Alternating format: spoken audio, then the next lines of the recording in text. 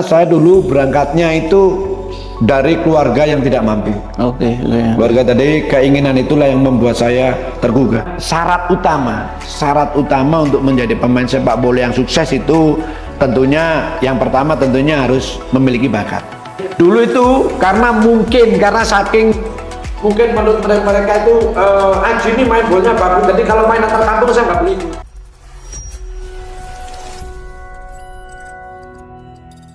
Assalamualaikum warahmatullahi wabarakatuh. Waalaikumsalam. Kembali bersama saya Abdul Montoleb di channel ABM Insight dalam program Speak Up. Kali ini kita akan membahas terkait dengan persepak bolaan. Tetapi ini agak beda karena kita ingin mengupas bagaimana sih sebenarnya seseorang pemain itu bisa berkarir dengan sukses. Baik sukses di lapangan, tetapi juga sukses dalam kehidupan sehari-hari. Kita tahu, bahkan sedang rame di berbagai media, ada beberapa lah, saya tidak nyebut nama tentu, pemain yang setelah sukses di puncak karir, tetapi dalam kehidupan sehari-harinya sedang kesusahan secara ekonomi, secara sosial. Nah, ini tentu banyak faktor yang menyebabkan. Karena bisa jadi dirinya sendiri tidak bisa mengelola kesuksesan, dalam hal ini mengelola finansial lah, sehingga di ujung karir bahkan setelah tidak berkarir lagi menjadi susah. Ini tentu tidak boleh terjadi ke depan. Untuk mengupas ini tamu istimewa, salah seorang mantan pemain yang sukses lah, salah satu yang tersukses di Indonesia sebagai pemain bola yang tersukses, meniti karir dari nol hingga menjadi pelatih di berbagai tim-tim besar. Anda mungkin sudah bisa menebak, meraba kira-kira siapa. Kita undang Mas Aji Santoso. Assalamualaikum Mas Aji. Waalaikumsalam. Salam sehat. Salam sehat, sudah lama nggak ketemu. Waduh, hampir 7-8 tahun nggak ketemu fisik Mas Aji. Iya. Kangen. Jadi Mas Aji ini salah satu narasumber saya ketika saya masih jadi wartawan dulu dan ketika masih menjadi pemain.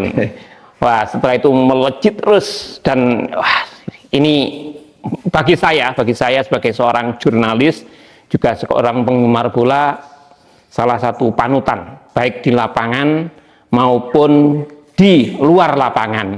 Ini saya tidak ngecap, tapi bisa ini fakta lah. Oke, gitu Mas Haji. Mas, tadi sudah saya sampaikan Mas, bagaimana seseorang pemain untuk menjadi pemain bola dan berprestasi itu kan tidak mudah. Mas. Tidak mudah. Wah, pertama persaingannya juga sangat ketat.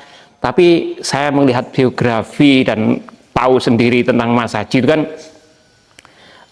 hingga menjadi kapten timnas 10 tahun di timnas, ini juga bukan perkara mudah.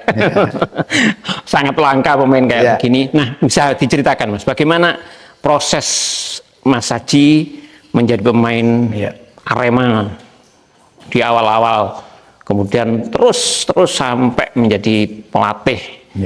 Gimana Mas? Terima kasih Mas Tolib.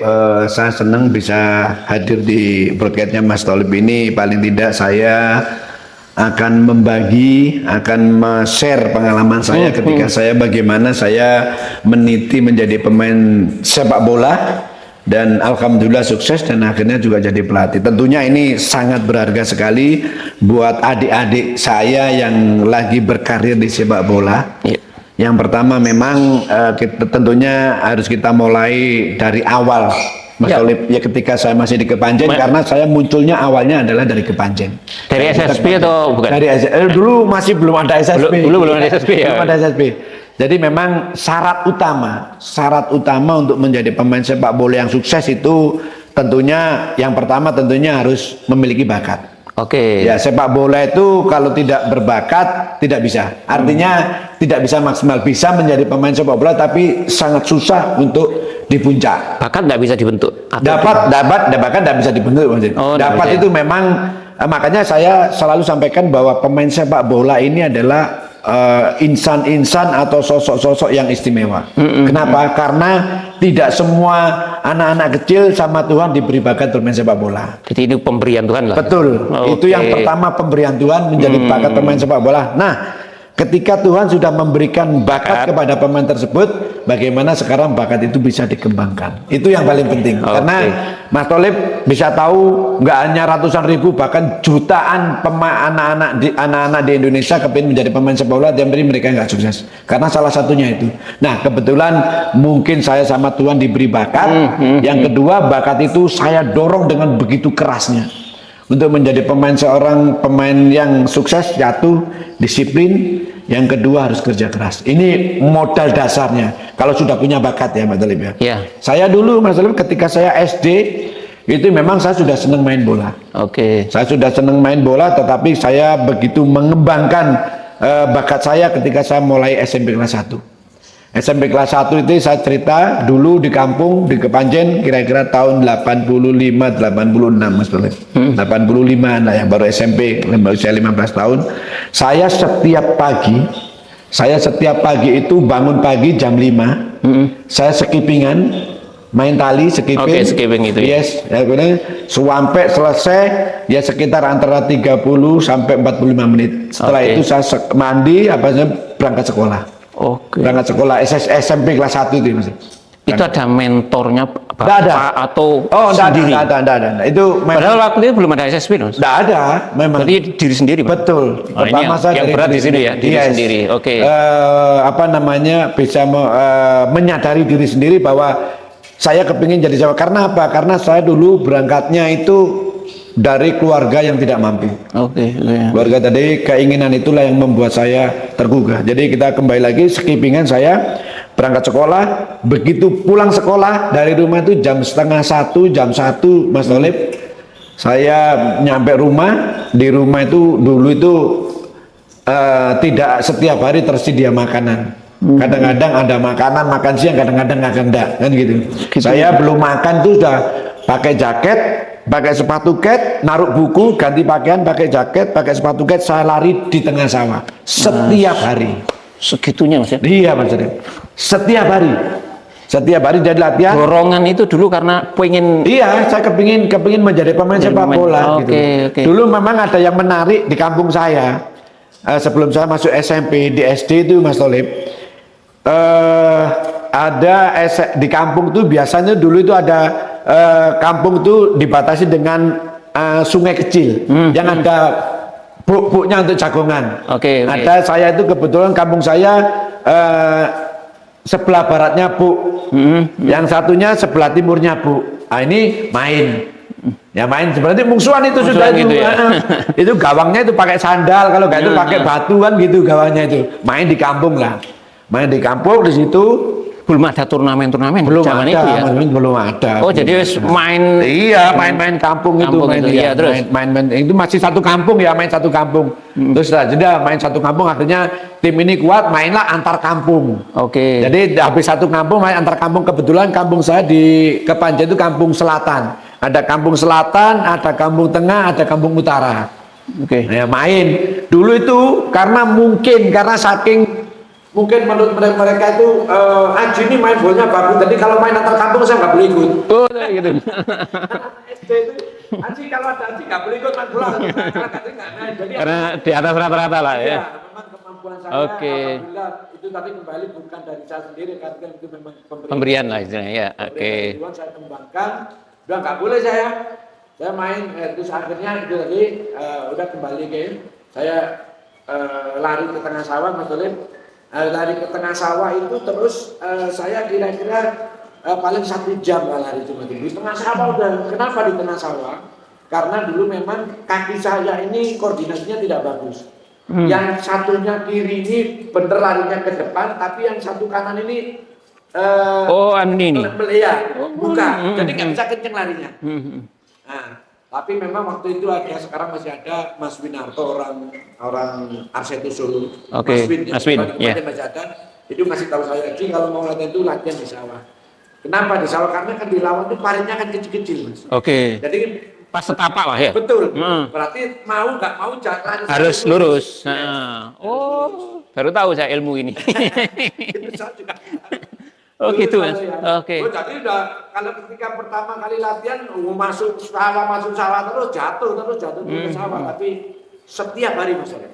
Kalau teman-teman bayangin siang-siang Oh, setiap siang. hari. Setiap hari itu kalau umpamanya jam 2 setengah 3 saya pulang. Kalau ketika saya pulang tidak ada latihan sepak bola di kampung saya ke tengah sawah lagi ngelepasin merpati. Oh. Di tempat yang sama. Kebetulan dulu kan masih ramai orang bilang ando-andoro. Andaan. Di tempatnya ini sebelahnya ini rel kereta api betul. Oke. Jadi saya kalau melepas burung, kalau jaraknya yang nggak jauh mungkin 1 kilo lari gitu ya, saya larinya nggak di sawah tadi, tapi saya larinya di rel kereta, di balok-balok itu. Ternyata itu latihan apa? Latihan koordinasi. Menempatkan langkah saya dengan Rel, balok ya. rel dengan balok. Karena kalau enggak kan kena batu. Benar. Latihan pertama mungkin 2 langkah, ini ketiga 3 langkah. Jadi dari 1 balok ke 2 balok ini enggak, saya udah bisa ketiga, bisa keempat. Nah itu ternyata latihan dan itu saya lakukan bertahun-tahun.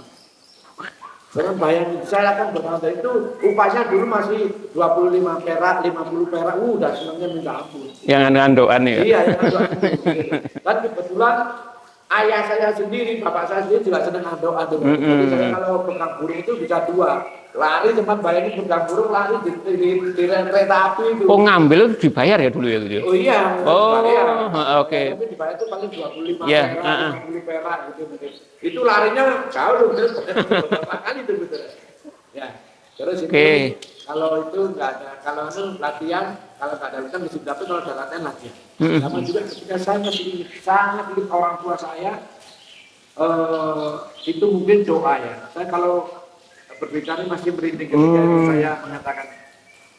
Jadi dulu ada ketika pulang sekolah habis lari gitu ya, saya kalau nggak ada latihan selain melepas merpati, saya ikut bungkusin kerupuk.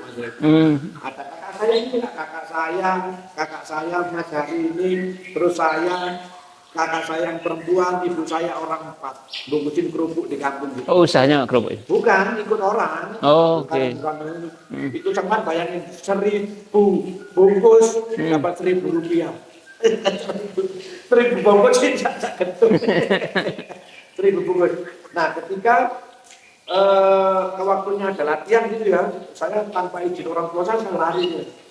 Pulang ibu saya marah-marah waktu itu. Wah ya, bungkusi kerupuk. Ya. Kamu waktunya kerja, bungkusin kerupuk, kamu mau main bola, apakah kepingin kamu besok makan bola kamu dulu? Ternyata doa dulu. Ternyata makan dari bola juga. Kalau cerita itu masih, Ya Allah. masih teringat emosi dengan ibu. Ya semoga beliau terus Jadi kalau kembali sekolah maksudnya, sekolah itu dulu pulang sekolah kalau nggak ke sekelaman saya itu di lapangan. Di lapangan itu ada namanya lapangan Grajen. Lapangan Grajen itu lapangan yang di belakangnya tempat menggerajik kayu. Saya siang-siang saya kasih bensin 2 kilo, 2,5 kilo, 2,5 kilo. Beban itu? Beban. Saya kasih beban lari 100 meter 10 dari kali, pasir, dari alat atau dari apa? Dari besi. Oh besi. Kan ada dulu bending namanya bending dari besi, besi dimasukin di kain itu diikat. Ada dulu beliau. Oh. Lari saya 100 meter sampai 10 sampai 15 kali siang-siang. Ya Nah, dari Allah. situlah mungkin Tuhan kasihan saya. Hari ini kok semangat sekali ya. Ikhtiarnya kan luar Nah, biasa. akhirnya bahkan saya sempat 1 tahun saya nggak sekolah, saya berhenti, saya fokus main bola. Setelah SMP atau? SMP. Oh SMP setahun berarti. Saya bekerja. Saya bekerja jadi angkut kuli bangunan di pasar. Itu Iya. karena faktor ekonomi karena tadi. waktu itu sudah mulai seleksi Persema. Seleksi Persema, pelatihnya Mukadu. Almarhum ya. Oh iya Pak Rwanda ya. Jadi Oke. saya kerja itu latihan hanya upahnya sehari kerja 200 perak. Dulu dari Malang ke Kepanjen, dari Kepanjen ke Malang itu 100 perak nanti. Oke. Dari situ Pelitamas turunnya masih di alun-alun. Dari alun-alun berjalan di sana. Jadi waktu saya libur satu tahun itu musimnya anak-anak sekolah saya itu angkat-angkat ya berambang ya ikan asin Ya ya Allah. terasi. Bahkan saya dulu itu dipanggil Aji Terasi. Wah. Karena ketika pulang bau saya bau terasi semua. Dapat 200 perak. Jadi kerja di Kota Malang sini? Enggak di Kepanjen. Yang di Panjen ya, masih di Panjen. Oke. Masih di Kepanjen dapat 200 perak untuk pergi ikut seleksi Persema. Bahkan Ya ada Allah. satu cerita Mas Alif, ketika itu saya kebetulan angkatan saya dulu itu saya Agus Yuwono sama Setio Budiarto. Ya. Tapi waktu itu Agus Yuwono sudah ke Jakarta dulu karena dia seleksi dari 3 orang. Saya sama Setio nggak kepilih, yang kepilih Agus Yuwono di Garuda 2. Oke, PSSI ya. Sama Nur Budi nggak punya uang, Bud, gimana ini Bud? Kita nggak punya uang tapi waktunya seleksi karena di Persema. Terus ya Allah dia bilang gitu. Awis, coba sepur aja, gitu. Naik sepur lah, meski digerbong barang tuh. Oke. Saya pikir naik sepur gerbong itu nggak bayar. Saya naik lah ke situ. Naik ternyata ada kondektur datang. Saya bawa sepatu, saya teman saya bawa sepatu, kondekturnya datang, ditanya mana tiketnya. Saya nggak punya tiket Pak. Loh kan tadi nanti saya mau sepak bola seleksi di Persema. Terus kondekturnya sempat marah. Gitu kan semprot bambu. Ada sampai gitu. Akhirnya sepatu saya disita. Wow, Disita sama kondektur ditaruh di ini. Saya dari Stasiun jalan kaki ke Stasiun Gajayana. Gajayana. Kak, nggak pakai sepatu lah? Kenapa? Nggak bawa sepatu berarti? Nggak bawa. Saya sama Budi nggak bawa jalan lah saya. Saya begitu nyampe, anak-anak udah latihan. Saya ditanya sama almarhum Kandung. Makanya hubungan emosional saya sama Kandung sampai beliau sebelum meninggal itu saya hubungannya sangat baik. Sahabat ABM, Kandut itu Pak Rohanda, pelatih Persema juga dulu ya. Iya, begitu ya. Oke, lanjut. Dia datang ditanya, "Ci, kalau nggak latihan?" Om, sepatumu disita Om masih ini. Wah, Om Kandut marah. Wah. Karena Om Kandut waktu itu memang sudah tahu bakat saya. Ya. Marah mas sambil sepeda motor, dia sepeda motor jelek itu udah tua juga ngewantul ke Stasiun. dia marah-marah. Dia sampai bilang saya ingin cerita ke saya, kamu nggak tahu ini seleksi Persema ini untuk Kota Malang masa gini. Ya ambillah akhirnya sepatunya sama Om Kandut. Segitunya Rohanda ya? Iya, ya diambil, akhirnya saya ikut latihan. Masa. Makanya hubungan saya sama Om Kandut sangat baik. Karena bagaimanapun juga Ya, beliau dia- adalah salah satu yang memunculkan bakat saya. Ya. Akhirnya akhirnya seleksilah saya di Persema. Persema, ya. Ikut Persema Junior. Nah setelah Persema Junior barulah kehidupan saya mulai tertata. Akhirnya saya diambil anak angkat sama Gajayana. Waktu itu masih ingat direktur kepala PU-nya itu Pak Hamim almarhum tentara. Wes, Mas Haji, kamu tak sekolahin di Malang, kamu setiap bulan tak kasih uang 35.000 untuk makan. Cukup dulu mas 35.000 Iya, sebulan. iya, zaman itu ya. Karena dulu nasi pecel masih 250 perak. Cukup. Akhirnya dari Persema, saya sebentar di Persema kali 6-8 bulan saya baru masuk ke Arema. Oh, Ya. itu sempat ke Persema senior berarti? Pernah ke SMA senior. Senior ya? Ya, dari Oke. senior, saya dulu paling muda mas. Paling muda saya di SMA kelas 1, teman saya udah senior semua. Jadi saya paling muda sendiri gitu. Ya, ya. Usia 16-17 tahun saya itu udah main di senior. Di senior. Main senior dan inti. Iya mas. Ya. Jadi saya masih ingat ketika saya masih di Gajayana, itu setiap hari Jumat itu uji coba dengan Arema. Waktu itu masih Sinyo Aliando. Oke. Ini perjalanan saya dari Persema ke Arema. Persema, ya. Yes.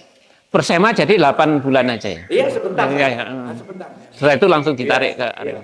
Saya masih ingat dulu waktu pertama kali pelatihnya Persema Om Rohanda, Om Kandut, Coach Kandut sama Coach Pak Cem, sama mentornya Sinyo Aliando. Saya masih ingat, saya masih kecil, masih junior main dengan senior lawan Persegres.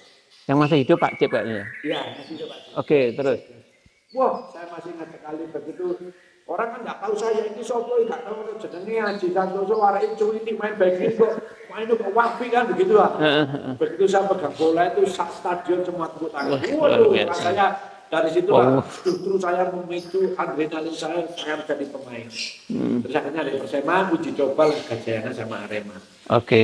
Uji coba saya main saya ke kiri, uji coba mas dari belakang sampai depan lapangan sampai umpannya sampai masuk gol itu dan gitu terus sinyal ada langsung ambil saya. Oh, Saya di back kiri. iya. Ada Patra Kati, Madi Aris, Patus Purwo lawan saya mereka. Oh, besar-besar itu. Jonathan, wah yo, Patok Bangkong semua mas. Saya masih SMA itu waktu itu. Masa latihan, saya lewatin sudah sempatin sampai ke depan, saya umpan sampai gol. Akhirnya begitu selesai latihan, almarhum Luki, Mas Luki sama Opan Topeng mendatangin saya di Gajayana. Oke. Mas Haji, Dia bilang itu, gelem nggak kamu dengar Arema? Wah, yo, nggak langsung, nggak usah tak rawat, saya nggak ngomongin gaji mas. Saya padahal diambil ya, saya bukan ikut seleksi. Saya bukan Pak, saya ikut seleksi enggak. Saya diambil ditatangin sama owner sama Bung Bung Taufik, ya. dikasih 40.000. Wah, nggak tak lihat mas. Kesenangan bisa main di Arema zaman itu sudah luar biasa ya. Iya. Akhirnya, Akhirnya langsung masuk dah. yes, langsung masuk, langsung pemain inti. Langsung pemain inti. Oke. Jadi sekitar di Arema sudah 8 bulan langsung timnas. Mulai 89 timnas, saya 88 September saya masuk di Arema. 89 pertengahan saya langsung. Mas Haji sama hafal. September Karena 88. saya ngalamin mas. Iya. Saya penting masuk Arema. September 88. 89 saya pertama kali menjadi Oke.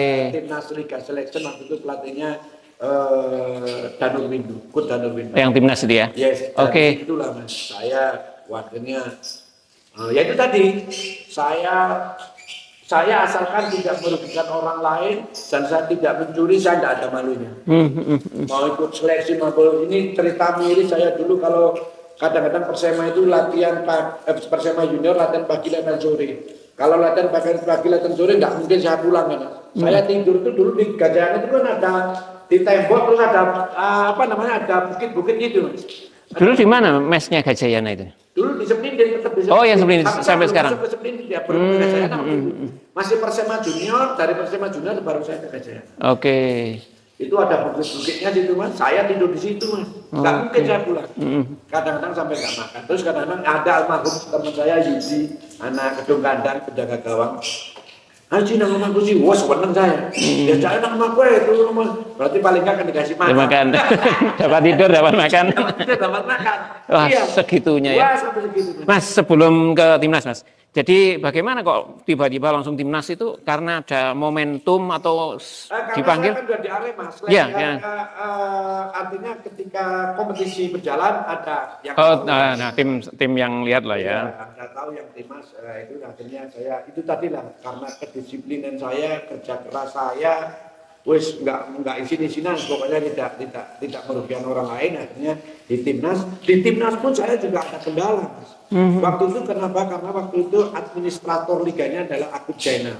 Oke. Notabene Akub Jainal adalah Pemilik Arema ya. banyak orang mengatakan di Santoso ke timnas ini karena ada Akub Jainal. Saya cuma simpel aja jawabnya. Tidak apa-apa, orang berkomentar itu boleh karena saya tidak bisa mengontrol pendapat orang, saya tidak bisa mengontrol jalan pikiran orang kan begitu mas. Tidak ada masalah. Kita buktikan kalau ada Akub Jainal, Haji timnas, nanti ketika Akub Jainal tidak ada, Haji masih timnas apa? Oke. Akhirnya Pak Akub nggak di admin terus lagi, saya masih timnas. Oke. Jadi artinya bahwa pendapat orang, opini orang itu udah nggak benar teman-teman. Tapi akhirnya Amerika ya alhamdulillah itu juga menjadi tantangan saya. Saya di timnas tuh masuk timnas nggak pernah jadi cadangan. Oke. Di tim juga Inti pernah, terus. Ya akhirnya saya menjadi timnas sudah lama, sudah pernah juara SEA Games, perak, bronze, emas semua sudah dapat. Iya. Akhirnya saya masih di Arema waktu itu sudah timnas sudah lama, sudah selesai di timnas, di klub pun juga tidak pernah di klub apalagi. Kalau di klub saya nggak pernah jadi pemain cadangan, nggak pernah diganti kalau nggak sakit. Ya. Tim besar Arema. Paling lama di Arema. Iya, Arema 7 tahun, di Persebaya 4 tahun di PSM. PSM Makassar. Oh, wah, luar biasa. Seperti itu Mas oleh perjalanan karir saya, makanya saya berpesan kepada adik-adik saya di seluruh Indonesia lah, tidak hanya tapi khususnya untuk Kota Malang. Itu menjadi pemain sepak bola itu nggak mudah. Enggak gampang. Ketika Tuhan memberi bakat kepada seseorang untuk menjadi pemain sepak bola harus bisa dimanfaatkan. Sekarang lebih kompleks lagi tantangannya Mas. Ya zaman semakin modern, kalau pemain tidak pinter-pinter memainkan diri, tidak mengelola bakat itu nggak jadi. Sekarang berapa juta anak yang main bola, persaingannya terlalu tinggi. Terlalu ketat sekarang. Ya, terlalu ketat. Nah, itu sekarang kalau kita kepengen menjadi pemain sekolah nggak ada pilihan lagi, disiplin dan kerja keras. Oke. Itu sudah, itu dua itu tidak bisa dipisahkan. Ya, ini kita ngomong ketika menjadi pemain, Mas. Ya. Jadi hubungan pemain dengan pelatih itu sebenarnya harus bagaimana? Kadang kan ada pemain yang top bintang, tapi ke pelatih kadang melawan. Itu bagaimana? Mas Haji yang dilakukan seperti apa? Apalagi saat itu Mas Haji kan bintang. Kadang pelatihnya kan Ya. merasa di Ya, bawahnya. ya, betul. Itu bagaimana sikap Nah, seperti ini itu? adalah pemain-pemain itu seharusnya pintar memanage mental. Ini termasuk mentality. Mental ya. Saya tidak hanya ke pelatih, Mas Poli bisa tahu lah ketika dulu teman-teman wartawan datang ke saya, tidak pernah satupun wartawan yang wawancara sama saya, minta waktu sama saya, mereka kecewa nggak? Oke. Nggak pernah.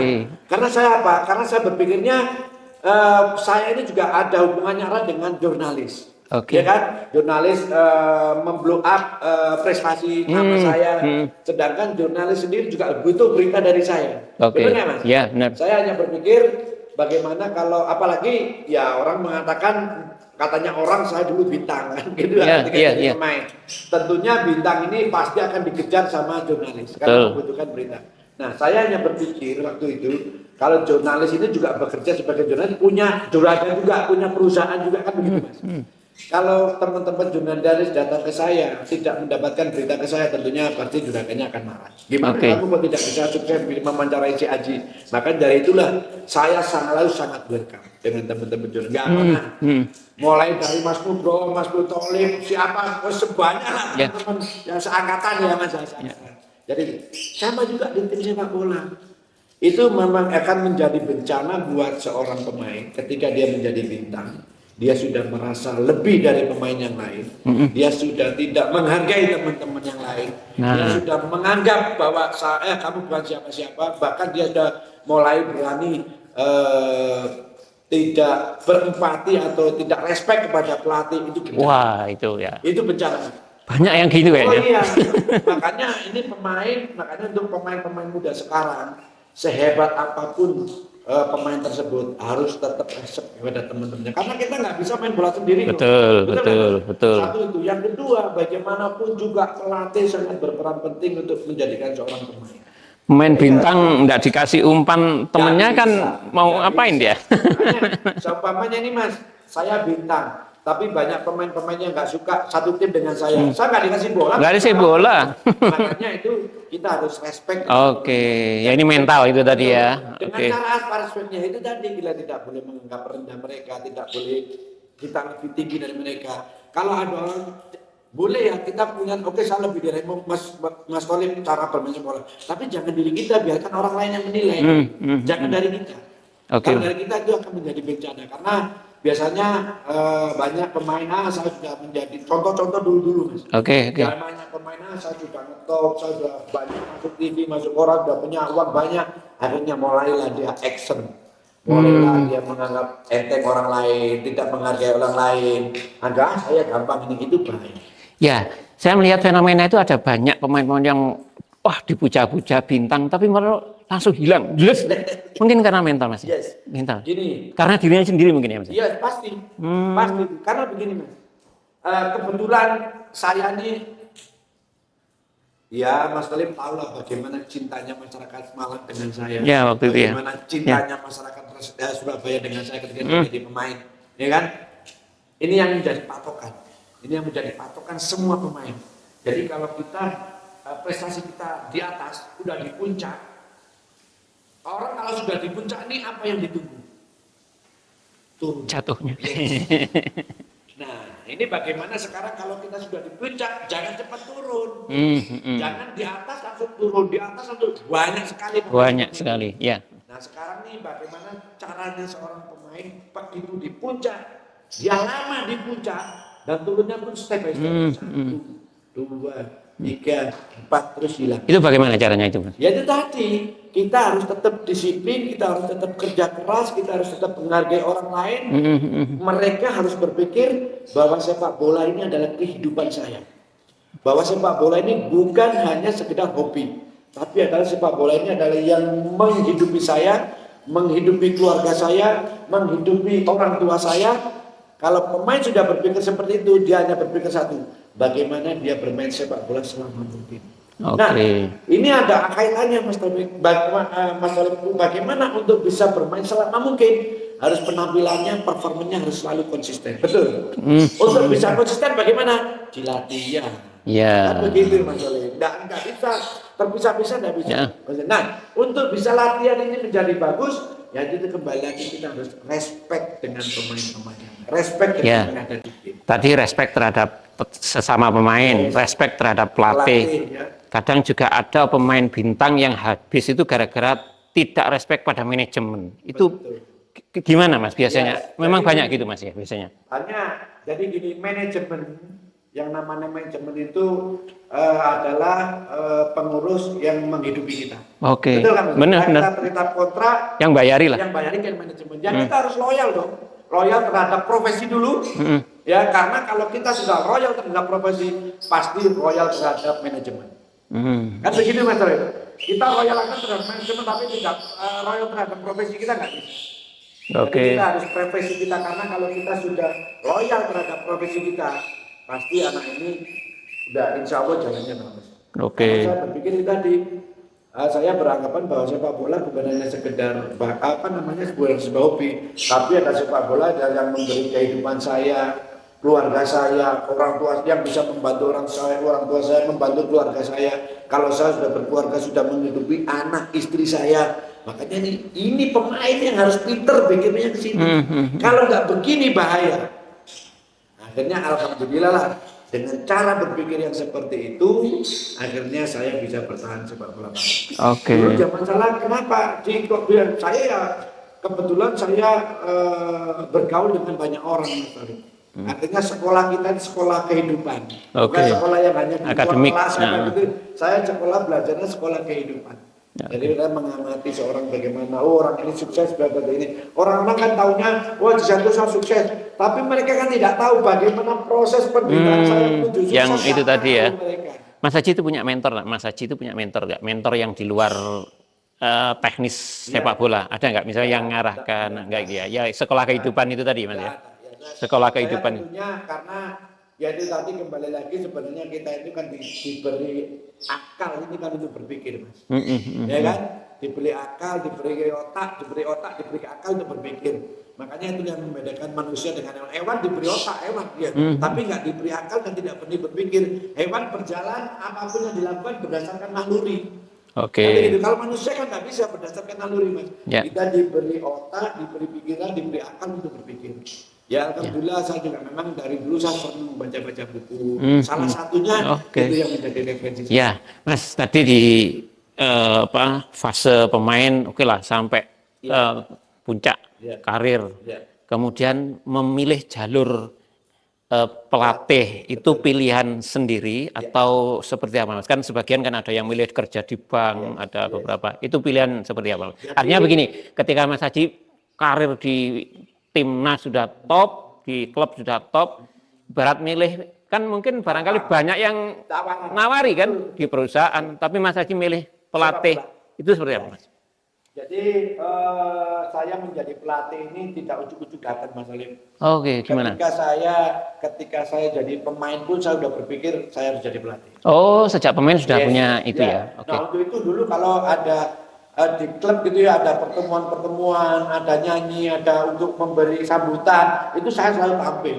Teman-teman saya kan nggak tahu, wah juga berani padahal umpamanya nyanyi saya nggak bisa nyanyi, tapi saya suara gak enak belakang. Apa maksudnya kok Ya, tampil itu maksudnya apa? melatih mental dan membiasakan diri berdiri di Di depan banyak orang ya. Yes. Oh, Nah, itu ya teman-teman tujuannya nggak itu tahu, ya. Iya, dan saya harus belajar komunikasi. Betul. Sekarang kalau pelatih tidak bisa komunikasi, untuk transfer knowledge dari pelatih ke pemain bagaimana? Iya. Kalau dia bagus. Nah, teman-teman saya nggak tahu.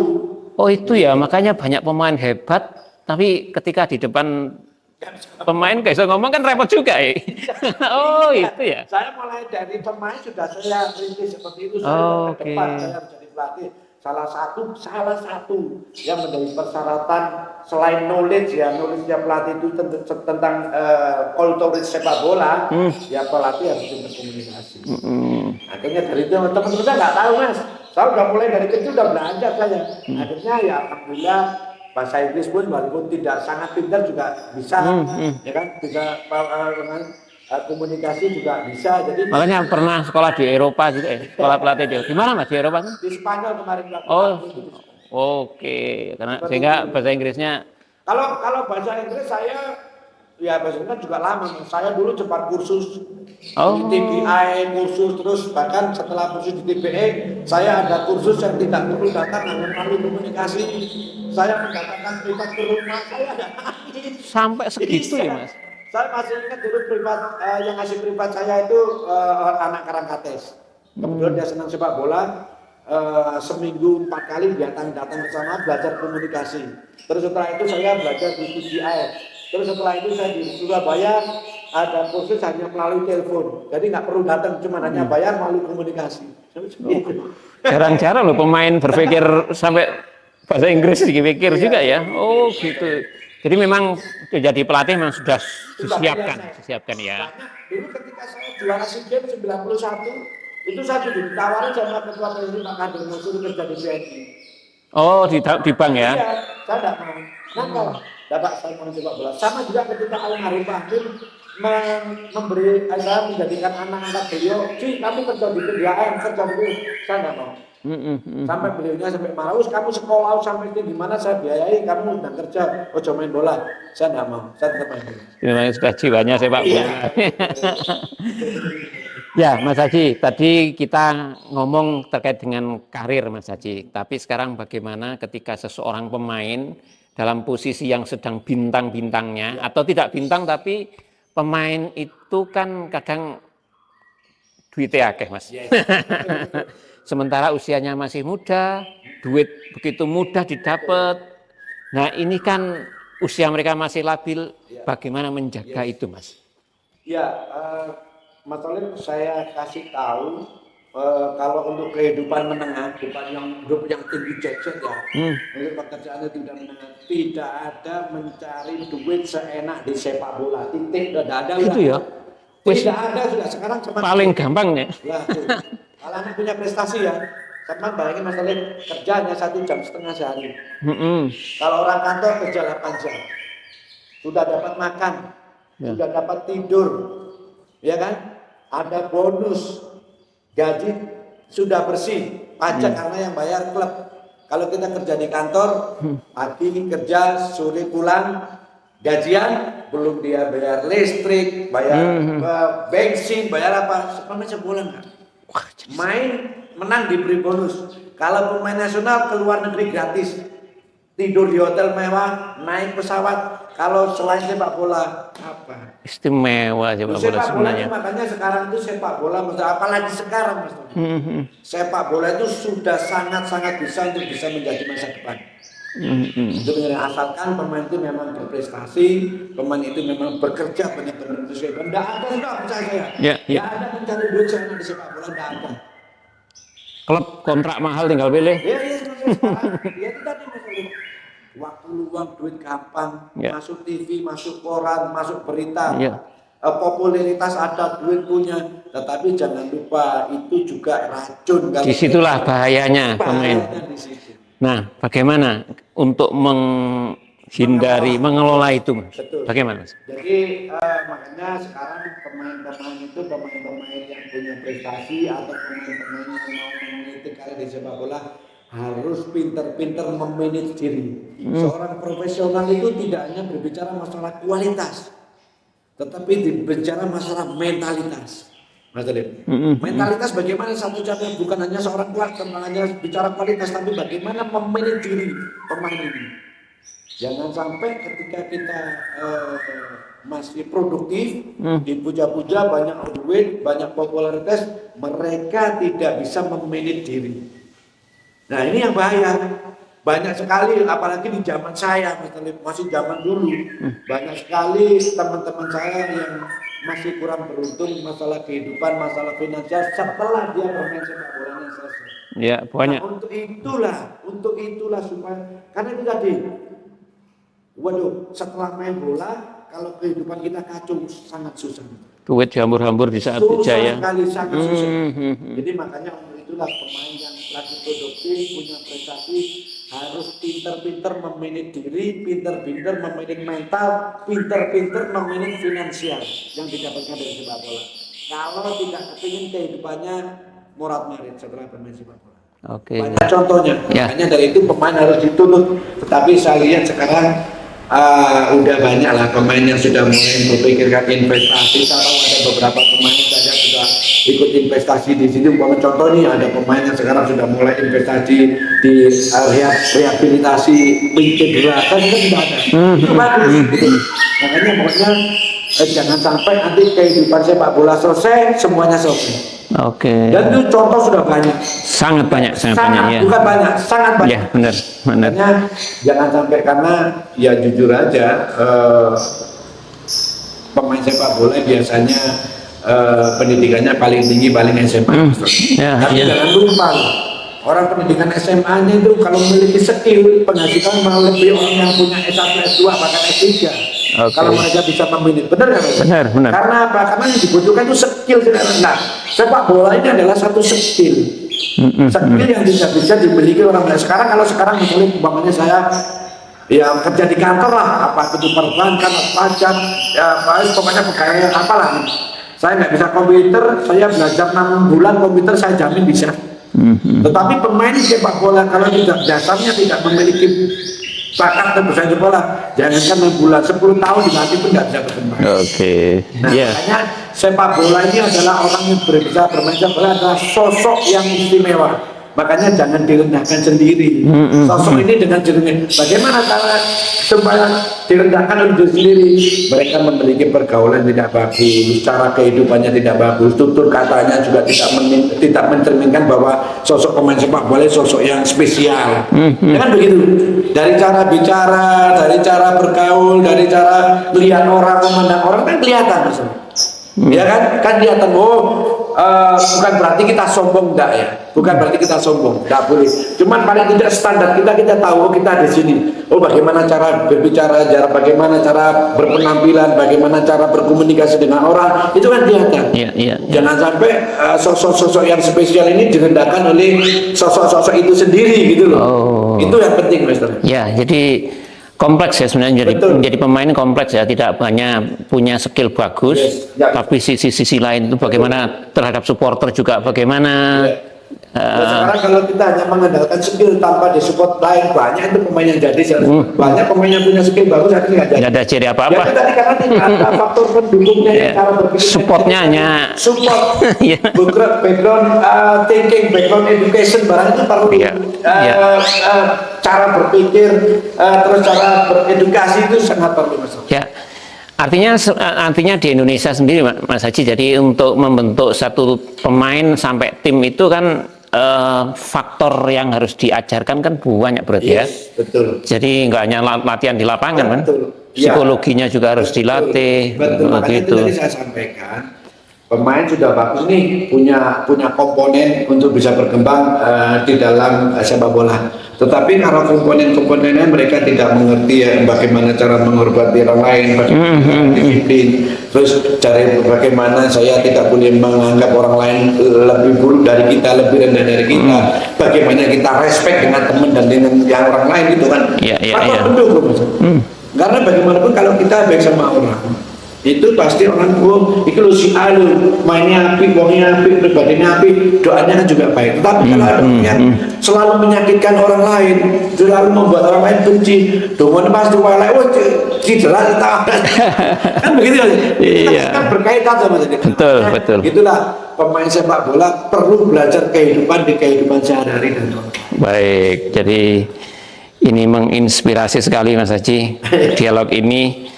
Dan saya juga tidak salah milih karena pelaku langsung yang tahu bagaimana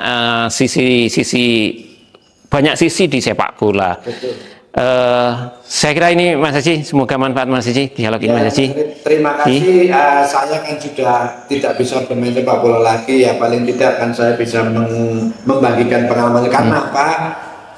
Insya Allah jalan untuk bisa sukses menjadi pemain itu saya tahu. Kenapa? Karena sudah saya jalan. Kan gitu. Mungkin orang